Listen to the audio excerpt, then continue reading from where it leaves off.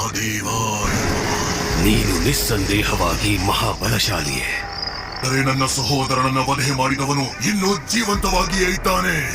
ವಿಷ್ಣುವನ್ನು ಎದುರಿಸಬೇಕಾದರೆ ಬ್ರಹ್ಮದೇವನಿಗೆ ತಪಸ್ಸು ಮಾಡು. ದೇವಾಯ ನಮಃ. ಹಿರಣ್ಯಕಶ್ಯಪ, ಕೇಳು, ಏನು ಬರಬೇಕೆಂದು ಇಚ್ಛಿಸುವೆ?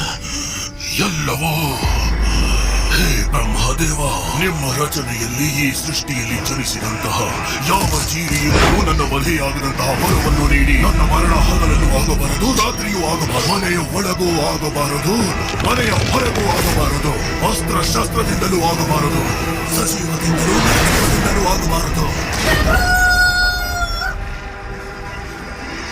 ಯಾವಾಗ ಅಂಧಕಾರ ಹದ್ದು ಮೀರುತ್ತದೆಯೋ ಅಲ್ಲಿ ಪ್ರಕಾಶ ಪುನರ್ಜನ್ಮವನ್ನು ತಾಳುತ್ತದೆ. ಪ್ರಹ್ಲಾದ, ಅಮ್ಮ, ನಾನು ಒಂದೇ ಹೆಸರನ್ನ ಪಠಿಸಿ ಸಂಪೂರ್ಣ ಮನಸ್ಸಿನಿಂದ ಸಮರ್ಪಣೆ ಮಾಡಿಕೊಳ್ಳಬೇಕಾಗುತ್ತದೆ.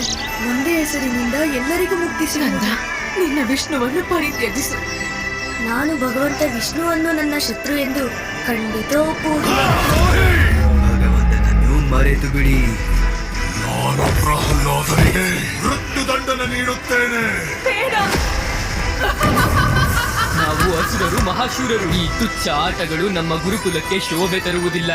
ಅವರಿಗೆ ಯಾವುದು ಸರಿ ಎನ್ನಿಸುವುದೋ ಹಾಗೆ ನನ್ನೊಂದಿಗೆ ಮಾಡಬಹುದು, ಏಕೆಂದರೆ ಎಲ್ಲಾ ಪರಿಸ್ಥಿತಿಯಲ್ಲೂ ಅವರೇ ನನ್ನ ಸ್ವಾಮಿ. ಹಾಗಾದರೆ ಕೈಯವನನ್ನು ಎಂದು ನಿರ್ಣಯವಾಗಿ ಬಿಡಲಿ. ನಮ್ಮಿಬ್ಬರ ನಡುವೆ ಹರಿ ಯಾರು ಹಾಗೆ ಸಿಂಹ ಯಾರೆಂದು